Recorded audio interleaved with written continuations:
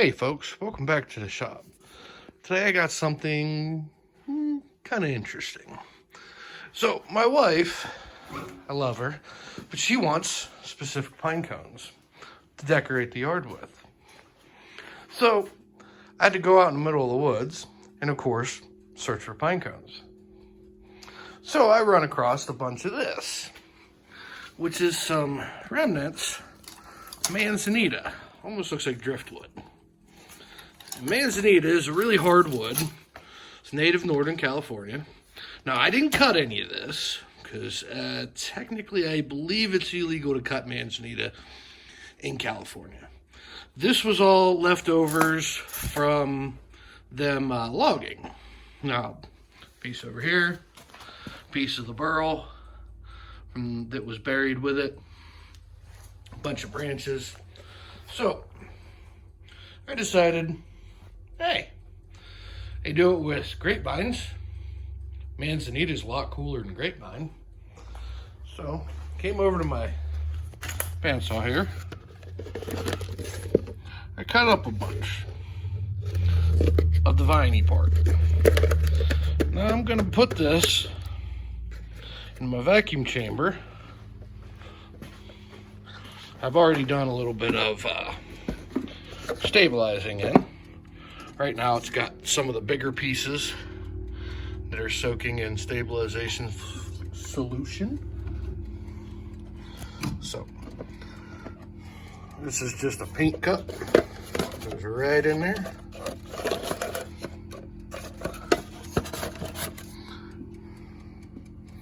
And we're gonna fill it up with some BVV wood stabilization resin.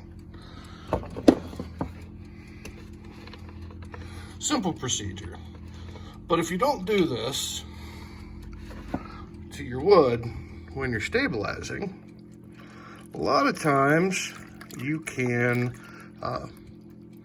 the air can come out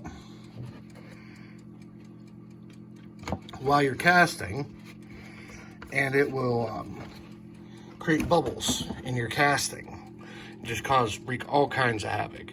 Now this stuff is as dry can get. It's been drying in my garage for about a week, and I got it before it started snowing and raining, so it hasn't been wet in a long time. So I need to get a new seal for this, but turn on my vacuum pump, which is a little bit loud and annoying. And you can watch the gauge goes up and bubbles will start forming. That's all bubbles from the air escaping from the wood and the suction of the resin into the wood. Now once this is done, which is, I'll flip all the pieces tomorrow, resuction it down to perfect vacuum, and then leave it set for at least another day before I do anything with it. But while that's doing its thing, I got some in here already. As you can see, it smokes a little bit. Some of that in the back is dyed wood. This is some not real sure what kind of burl that is, but it's real pretty red burl. A couple pieces of some dark, almost ebony. And I don't wrap them in tin foil or anything. You can see a little bit of it bakes out, but I'd rather have it bake out than have a bunch on my work pieces. But as you can see, I got a little bit in there. My toaster oven, this one's set right at 225, which is actually closer to about 210. And I use a convection bake setting. You can hear the fan going in there, but just seems to do a little bit better. And I'll bake these for about 3 to 4 hours. And then usually I leave them in and bake them a second time for at 150, 200 degrees, just to make sure that it's all set, because if you don't, you'll get white halo around your pieces if you're doing clear castings. So I will show you more when these come out of the... Okay, I went ahead and I baked the branches that I stabilized for a couple hours. I think it was about 4.5 to 5 hours. And they come out nice and dry. You can barely tell they've been stabilized. But now I don't have to worry about bubbles. So I'll gather these up and I will start casting with them, and I'll put a few of them in some resin and we'll see what it looks like. Okay, here it is. I went ahead and arranged the sticks in my mold here. And now I'm going to mix up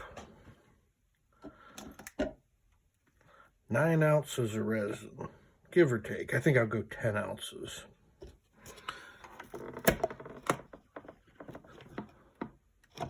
And this will be 5 ounces of part A and 5 ounces of part B. Now I start with the part B first when I measure, just because it's since I'm in a cold climate, it's a little bit harder to pump the B.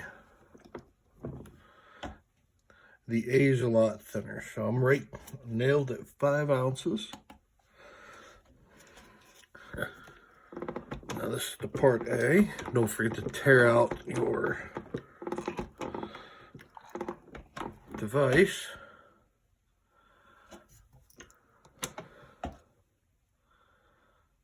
Went a little tiny bit over, maybe one little drop. There we go. I like the bigger sticks to mix. Don't forget to scrape down all the sides and the bottom. If you mix resin a lot, you end up doing this with your coffee cup.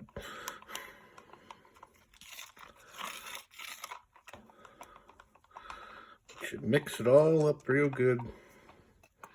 And alumilite slow clear is what I'm using here. It mixes fairly fast. A lot of the resins, the epoxies and things, you have to mix for like 3 minutes to get it combined. This, you just have to mix it till you no longer see little threads. It's hard to get it to register on camera, but you'll see little threads of the B floating in the A. And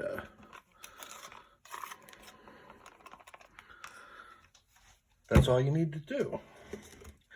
Now I'm going to do 3 color pour. So I'm going to grab 3 of my cups here. And I think I'm going to go about equal parts. So since this is about 10 ounces, I'll do a little bit over 3 ounces on these. These cups have little measures on the side, so I don't have to weigh it. So we're going to go right at the 3 line.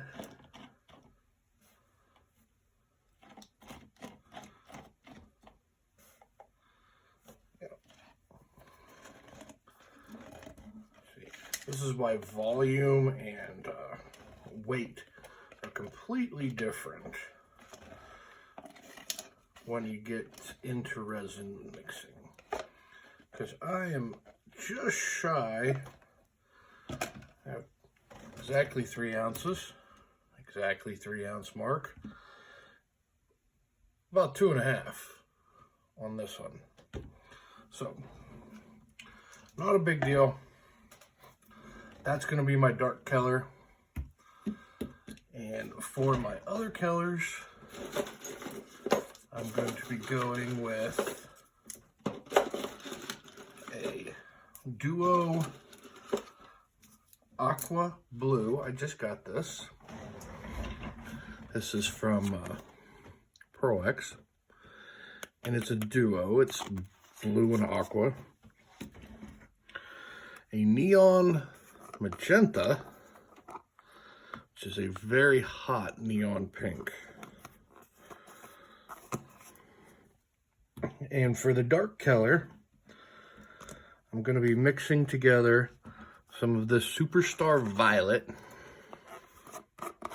which is more of a shimmer than it is a pigment, with a little bit of this indigo violet duo powder.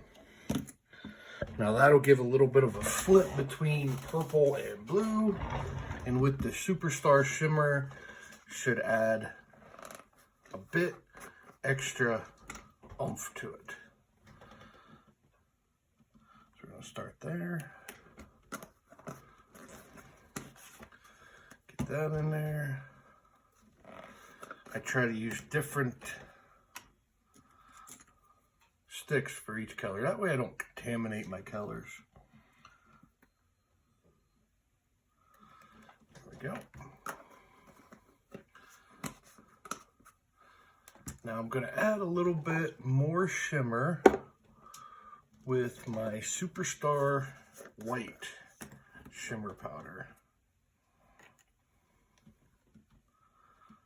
And I'm going to put this through all of it. And this is kind of like a micro pearl, or a macro pearl, I guess.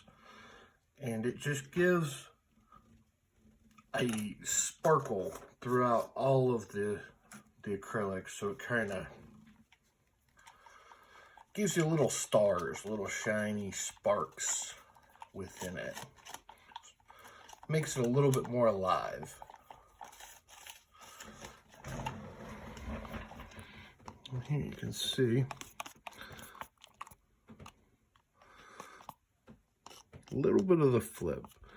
My camera seems to be picking up blue more than the purple. In person, it looks a little bit more purple than it does blue.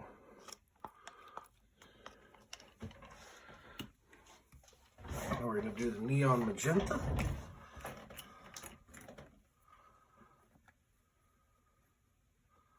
Good scoop of that.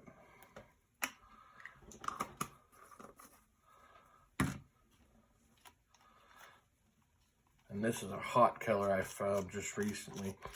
Been trying to find different pinks, and pink is a very hard color in resin. You either end up with it looking orange or looking hot pink. The closest I've found to a baby pink is this one, and it's from Culture Hustle. Doesn't dissolve real well though. But if you're looking for hot pink, you can't really go wrong with this neon magenta. I'm sure there's some other brands that have similar color, but I mean, look at that. That is 80s punk magenta, or pink if I ever saw it. Now for the aqua. And this is easy to come by because this is Pearl X, sold pretty much everywhere. Most of my other powders are sold by Just Pigments. It's a makeup company. Sells pigments to makeup manufacturers. Same pigment you use for your eyeshadows and blushes are the same we use in resin making. Most of the ones you see in the containers that I did are all food grade or makeup grade, medical grade mica powders. So, not that that really means anything once they're cased in resin. But there's that.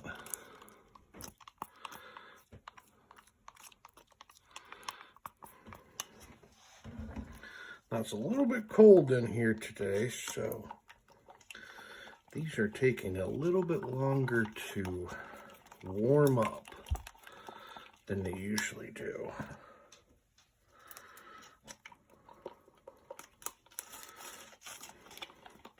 And as you can tell, I don't care about infusing air or bubbles into this.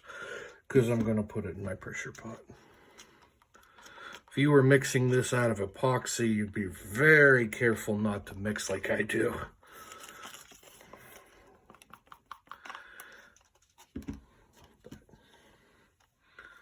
I think that's pretty good. They're starting to warm up.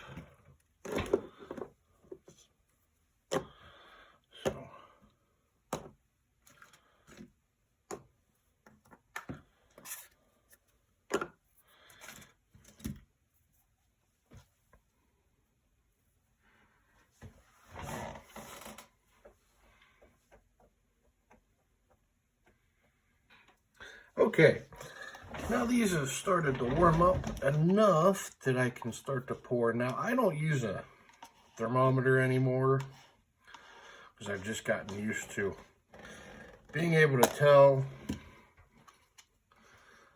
if it's ready or not by how warm the cup is. But if you're a stickler, it's good to pour around 100 degrees, 95 to 100 degrees. This is probably about 90, maybe 85 degrees, which is fine. I'll get a little bit of mixing, but it won't be too bad. So, let me center everything up here so I can zoom in on the pour.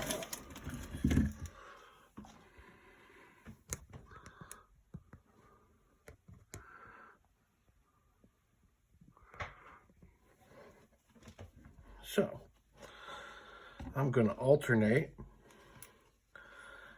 I'll start with my pink.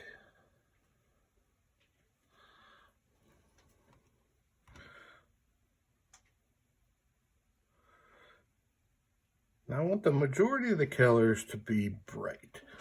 So I'm going to go, it's more of a stream of the purple. And it'll blend itself because of the hybrid nature. So how you pour with a hybrid like this is not quite as important as how you pour a standard blank. Pouring a standard blank, I'm a lot more picky on how I pour each color. But with this, there's not really any manipulation of it after the fact, so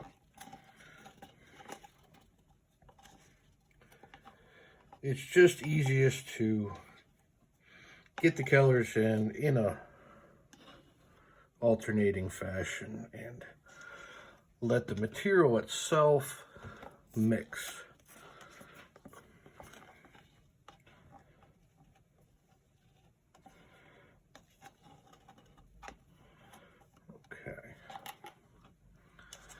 Doesn't look like I'll have too much excess. So I'm just going to pour last in. This is a thicker mold. It's a little more than a 3/4 or 7/8 of an inch thick. I think this is a full 1 inch thick, so that's actually thicker than I need it to be.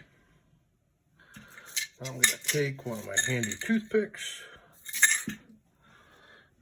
Just going to move it around a little bit.